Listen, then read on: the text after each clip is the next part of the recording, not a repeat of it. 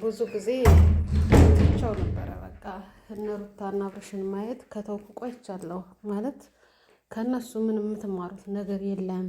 መጀመሪያ አብርሽ አመጣጦ ደስ የሚል ድሆቹን እየረዳ የፈረሰ ቤቱን እየሰራ በተመልካቾቹ ጋር ሆኖ እሱ በአማናነት ወስዶ እነዛን ሰዎች እያገዘ ነው የምናውቀው የነበር። በኋላ ግን ከሩታ ጋር ከተገናኙ በኋላ ግን ያልሆነ ነገሮች እንትን ማለት ጀመሩ። በተለይ ዱባይ ሂደው ቲዳር ተብሎ በዱባይ ላይ ሰርጋቸውን አድርገው ከተመለሱ በኋላ ለትውልዱ ጥሩ ነገር እያስተላለፉ አይደለም። በጣም ባለየ የማይሆን ነገሮች ናቸው። ይህን ስል ይቅርታ የሚታየው ነገር ነው። ለቀልድም ይበሉት ፕራንክም ይሁን እውነትም ይሁን ተከታዮቻቸው መልካም ነገር እንዲማሩበት ከዛ ማድረግ እንጂ ዛሬ ሶሻል ሚዲያ ላይ ያለ ህፃኖች ናቸው። የ3 ዓመት የ4 ዓመት ህፃን ጀምሮ ነው ያለ። የ18 ዓመት እንኳን ተብሎ ገደብ ያለው አይደለም። እነሱ እየተመለከቱ ስለ ትዳር ያላቸውን ስለ አባታቸውና ስለ እናታቸው ያላቸውን አመለካከት ምን አይነት ነው? አባትና እናት ሲጣሉ ካዩ በቃ እሱ ሲወጣ ሌላ አባት ይመጣልናል። እናቴ ሌላ አባት ልታመጭልን ነው? ማይጣላ ሌሉ ነው የሚፈልጉት። ልክ እንደ ሩታ አብርሽ ሲወጣ ደስታው ሲወጣ ማንም ባል ዳኒ ሲወጣ ደግሞ ሌላ። እንደዚህ አይነት ነገሮች ነው መግባት ያለባቸው ወይስ ምንድን ነው? ይህን ሰሞን ደግሞ በጣም በቃ ያኔ እሷን ዝቅ ያደረገ ነገር እስካሁን ድረስ ደጋፊዎቿ ጥሩ አሉ፣ ያብርሽም አሉ፣ የዛም አሉ በጎራ ሆኖ እንትን የሚሉ። አሁን ግን ሁሉንም ያናደደ ይመስለኛል። በነገራችን ላይ አብርሽ እንደዚህ አንገት መድፋት አልነበረበትም። ማለት መጠጡን ሲጠጣ በቪዲዮ እየታየ ነበር ስካር እንደሆነ የሆነም ሰታው ሰክሮ ይሁን እንትን አይልም። ያንን ቪዲዮ ደግሞ እሷ ስትቀርጽ የአላህ ሱብሃነሁ ወተዓላ የህለቀው ፍጡር ነው። ሌላ የተለየ ነገር የያዘው ነገር የለም። በዚህ ሲያስፈራሩት እሱ ደግሞ አንገቱን ደፍቶ አንገትን ሰውሮ ፊትም አንገተ ደፊ ነው። በነገራችን ላይ ቀና ብሎ መናገር ብዙም አይደለም። በተለይ አሁን ደግሞ ጭራሽ አንገቱን ቅልብስ አድርጉት ማለት ነው። እና በዚህ ልክ እንትን ማለት የለበትም። ልቀቁት። አንቺው ጋር ብዙ አሳልፈናል። አሁን ደግሞ እንግዲህ ልጁ የኔ ከሆነ የልጅሽ አባት ነኝ። ነገ ልጅ አድጎ አባቴ እንደዚህ አድርገሽ አደረጋችሁ ብሎ ከምንወቀስ ባሳለፍናቸው ነገሮች ይሁን አትልቀቂው። ከፈለግሽ ላንቺ ያዥውና ይው ግን አትልቀቂው ቢላት ፈጠንትን ብሎ ቆፍጠን ብሎ ጥሩ ነበር። እሱ አንገቱን ነው መድፋት። የፈለገውም ሰው እንደዛ እያዘመመ ይስመዋል፣ ይሰማል። በቃ ይሄ ነው አብረሽ ችግሩ ይሄ ነው። ራሱን ማስከበር አልቻለም። ራስህን ማስከበር የምትችለው ሁሉም ሰው እያዘመመ እንዲስምህ ፍቃድ አለመስጠት። ቆፍጠን ብለህ ለራስህ መሆን አለብህ። በፊት መጀመሪያ ራስህን ነው። ህፃን ነው ምናምን ቤተሰቡ ራሱ ልጅ ስለሆነ እኮ ነው። ትናንትና እንትን ያረጋሽዬ ራሱ ያው ለአባትነት ልጆች ነው። እንኳን አብርሽ ከዛ በላይ እድሜ ያለው ልጅ ነው። አሁን ግን በዚህን ሰሞን በመጠጡ ምክንያት በተደረገው ነገር የአብርሽ ቤተሰቦችንም ያበሳጨ ነው የሆነው ማለት ነው። እና በተለይ ብዙ ሆነሽ የምትባለው እህቱ ትናንትና በጣም ተቆጣ ነበር ቪዲዮ የለቀቀችው። ጠይቂያት ነበር የጠየቅኳት እንደዚህ አይነት ነገር አድርገሻን ብዬ በውስጥ ጠይቂያት ነበር አላደረኩም ብላይ ነበረች እያለ ብላይ ነበር። አሁን ግን ይሄን ካደረሽ ቀይ መስመር አልፈሻል። በዚህ አይነት ነገር አብርሽን አውቀዋለሁ። ዝምታ እንትን ሲል በቃ አልቆልሻል። ካሁን በኋላ አብርሽን በቪዲዮ እያስፈራራሽ ለአንቺ ለማድረግ ፈልገሽ ከሆነ አትችይም። ቀይ መስመር አልፈሻል ሩታ። እኔ እስካሁን ድረስ የባል እህት መባል አልፈልግም። የሩታ እህት ተብዬ በመልካም ነገር ከተጠራውም የባል እህት ተብዬ በመልካሞች ነገር ነው። እኔ የባል እህት እኔ ብዙ ነገር ስላጋጠመኝ ሴት ስለሆንኩ ያንን ነገር እኔ ማድረግ አልችልም። መልካም ሁኜ ለሩታ ጥሩ ሁኜ መሆን ነው ያለብኝ። ወንድሜን እየቀጠቀጥኩ የእሷን ያለሽበትን ሁኔታ ለማውጣት ብዙ ታግያለሁ፣ በውስጥም ይሁን በቪዲዮ። አሁን ግን ቀይ መስመር አልፈሻል ሩታ። ካሁን በኋላ ትዳርሽን መመለስ አትችይም። አንድ ሴት ልጅ ብልህ ምትሆን በፍቅር ነው እንጂ በእንደዚህ አይነት በቪዲዮ የራቁት ቪዲዮ ይዘሽ ካልመጣህ ሚዲያ ላይ ለቀዋለሁ ብለሽ ለራስሽ አይተሽ ያልተውሽውን ነገር ወስደሽ ለየሰው ማሳየትሽ ጥሩ አይደለም። ለዳኔም ተላልፎለታል። ዳኔም ወንድ ልጅ ነህ። እንደ ወንድ እንደዚህ አይነት ነገር ሲሆን ይሄማ ትክክል አይደለም። የልጆችሽ አባት ነው ብለህ የልጅሽ አባት ነው ብለህ መቆጣት ነበረብህ እንጂ አብረህ ያንን አድራጊ መሆንህ ለምን ብለው እየተቆጡ ነው። አሰላሙ አሌይኩም ወረህመቱላሂ ወበረካቱ። ውድና የተከበራችሁ የፌርዶስ ቻናል ተከታታዮች እንዴት ናችሁ? ዛሬ የመጣሁት እኔ ማለት አዲስ አይሆንብኝም የነሩታ ነገር። አሁን ለየት አድርጋ ይዛው የመጣሽ ያው አስክራ ራቁት ፎቶ ይዛ ልክ እንደምንሰማው ማስፈራሪያ በማድረገሽው ትንሽ ገርሞኛል። ግን አብርሽ ይህን ያህል ለምንድን ነው ያስጨንቀው? ልቀቂው ማይላት የምትለቀው ከሆነ ደፍራ ማያያት፣ አለበለዚያ ደግሞ የእውነት ከሆነ በህግ መጠየቅ ካለ ፍላጎት ያስክራ ነው ብሎ በህግ መጠየቅ ይችላል። አሁን ለዩቱበሮች ማሻላ ህግ አለ። ሌላው ግለሰብ ነው ህግ የሌለ መሰለኝ እንጂ ለዩቱበሮች በቀላሉ ፖሊሶች የሚመጡላቸው በቀላሉ እንትን የሚሉ ናቸው። ማሻላ እንደዛ ያልኩበት ምክንያት ለምን መሰላችሁ? ብዙ ጊዜ ፍትህ ፈላጊዎች ትክክለኛ ተበድለው ፍትህ ስለማያገኙ እነሱ ግን ተሎ ነው እንትን የሚሉላቸውና ለምን በህግ አልጠየቀም? ካለ ፍላጎቱ ከሆነ ወደዛ ውስጥ ገብቶ ሰሃን ማጠብ ዝቅ ማለት። በነገራችን ላይ እኔ የገረመኝ ያንን እሺ በቪዲዮ ታስፈራራውም ትበላውም፣ ግን ከላ ሰው ፊት በተለይ ዳኒ አብርሽን በጣም ሲሰድበው የነበረ ነው። በአፈጣጠሩ የጎደለ ነገር የለውም። በአፉ በጥርሱ አብሮ ሲሳደብ የነበረ ከፍ ዝቅ ሲያደርግ በነበረ ሰው ላይ የልጇን አባት በሱ ፊት ማዋረድ እኔ በጣም ነው የገረመኝ። እንዴት ነው ትዳር የሚሆነው? የእውነትስ ወደ ትዳሯ ለመመለስ ፍቅሯን ለመመለስ ከሆነ በዚህ መልኩ ነው የሚለው እኔ ገርሞኛል ማለት ነው። እና እንግዲህ የሩታ ተመልካቾችም በቲክቶክ እያለቀሱ የአብርሽ ተመልካቾችም በቲክቶክ እያለቀሱ እንደዚህ መሆን የለበትም፣ አብርሽ አሳዘነኝ፣ የቤተሰብ ቁጥር ስጡን፣ እኛ አብርሽን መድኃኒት ነው ያጠጣሽው፣ ስካር ብቻ አይደለም ስብርብር እንዲል አድርገዋለች እና የቤተሰብ ቁጥር ስጡና ቤተሰቦችን በደንብ እናስረዳቸው። እነሱ ቪዲዮ ስለማዩ ነው፣ እናቱ በተለይ እንደዚህ ዩቱብ ምናምን ስለማታይ ነው እያሉ እንትን ሲሉ ነበረ ማለት ነው። እና ብዙ ተቆርቋሪ ያለ ብዙ ቋሚ ያለ ማለት ነው። እና የሩታ ደግሞ የኔ ጀግና ጎበዝ ነሽ፣ ትችያለሽ፣ ጀግና ነሽ፣ እንደምንም አድርገሽ አዙረሽ ፍቅርሽን መለሽ እያሉ ደግሞ የሚያንጨበጭቡም አሉና በሁለት ጋራ ብቻ ተከፋፍሏል።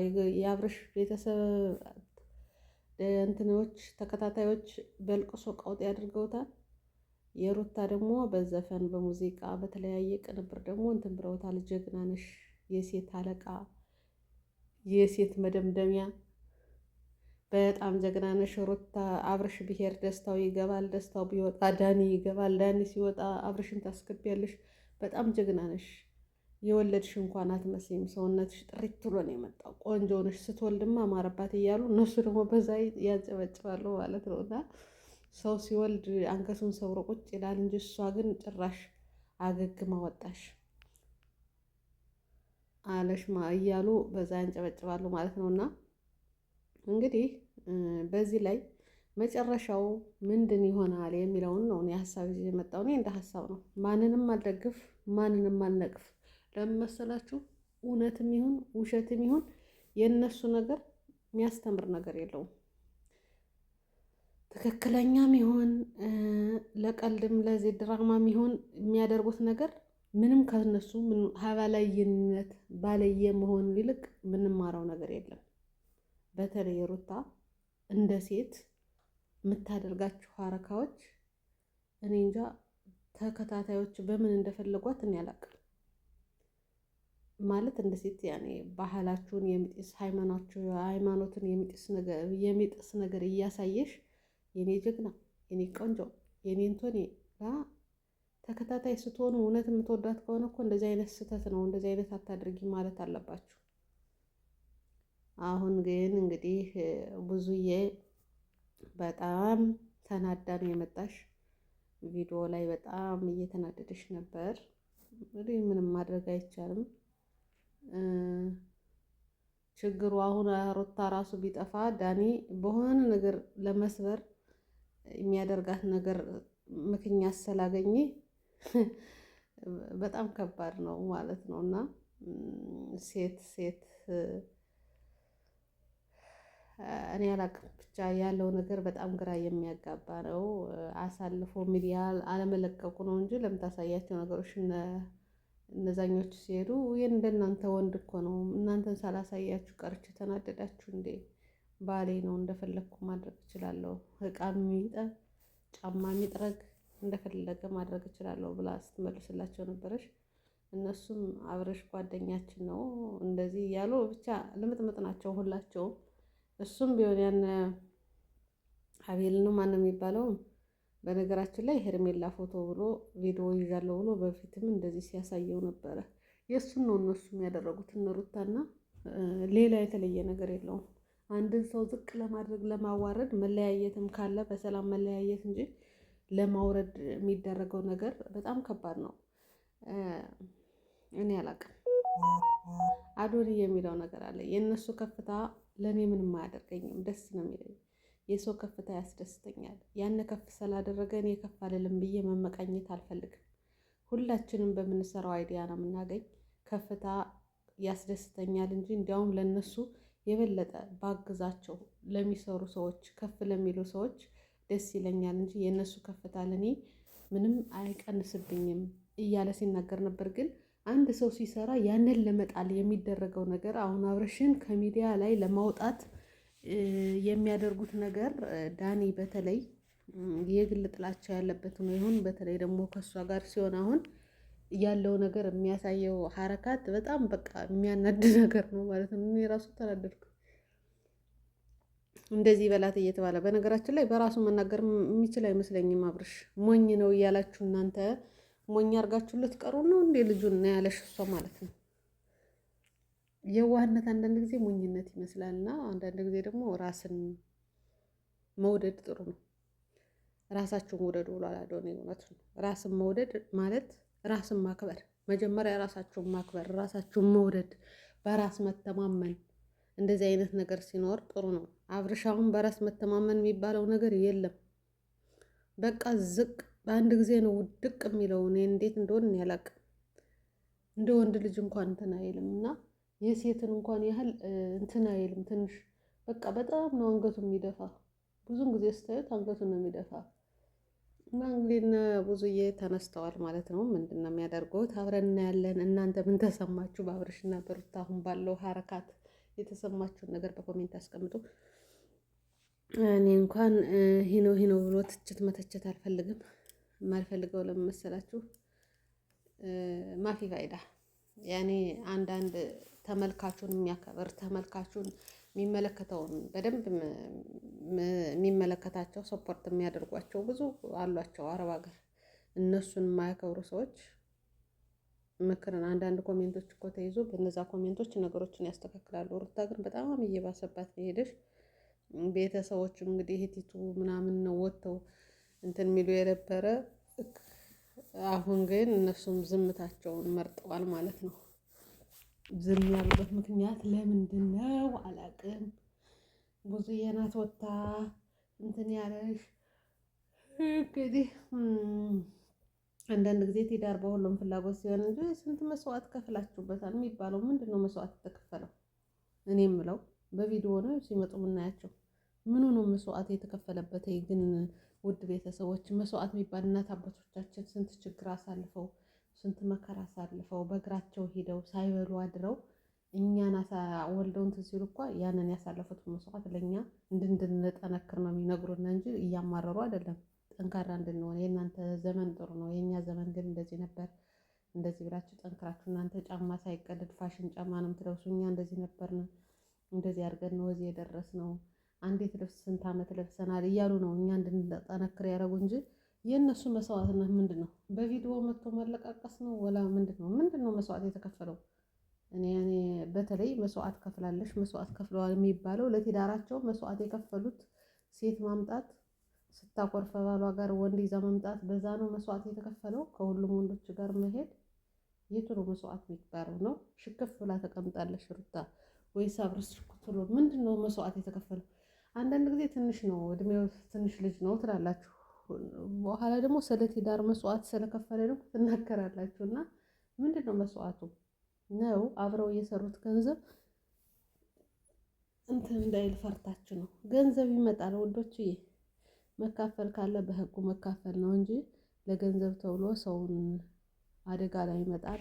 ጥሩ አይደለም። አሁን አብርሽ ወይም ሩታ የሆነ ነገር ቢሰማቸው የሆነ ነገር ቢደርስባቸው ቁጭቱ አይወጣላችሁም። ከታች ኮሜንት የምጽፈው ጀግና እንቶኔ ምናምን የምትሉ ሰዎች ማለት ነው። እና መስዋዕትነት የሚባል ትዳርም በሰላም በፍቅር ያለፈውን ትንትቶ በሰላም እንትን ማለት እንጂ ሌላ ጸጸት የሚያስጸጽት ነገር ቪዲዮ እየቀረጹ ከሌላ ወንድ ጋር ሆኖ ምን እያሉ የልደቷ ጊዜ ይዞላት ሄደ ነበረና አልቀበልም ጣዩ ተቀበይና ጣዩ ከቆሻሻው ብሎ በቪዲዮ ላይ ቆሻሻ ሲጥሉት ነበር። የእሷም ሀረካት እያያችሁት ነበር። እሱም እንደዛ መመላለስ አልነበረበትም። በነገራችን ላይ ግን በቃ ልጃቸውን ልጅ ብርቅ ነው። እርግጥ ስንት መስዋዕት ከፍላችሁ ነው እንትን የምትሉት። ልጅ ያላህ ስጦታ ነው። ግን በዚህ ልክ ራስን አባትን ልጅን በሚጎዳ መልኩ እንትን ማለት የለበትም። ለእነሱም ፍቅር ሰላም ሲኖር ነው ለልጁም እንጂ እንደዚህ በጭቅጭቅ የሚሆን ነገር ለእሱ ሰላም የሚሰጠው አይመስለኝም። ቪዲዮ ደግሞ ተቀማጭ ነው። ነገ የሩታ ልጅ ወይም የአብርሽ ልጅ ነገ ማልዳ ይሄን ቪዲዮ ሲያዩ በእናቱ በአባቱ የሚሸማቀቅ ነው የሚሆን እንጂ የሚኮራ አይሆንም። በተለይ አሁን ሩታ በምታደርገው ነገር፣ አሁን ሩታ ባደረገችው ነገር ነገ ማልዳ ይሄ ህፃን ምንድን ነው የሚሰማው? እውነትም ልጅ ከሆነ ምንድን ነው የሚሰማው? ታውቃላችሁ? አባቴን በዚህ ነው ስታሸማቀቅ ነበር ነው የሚባል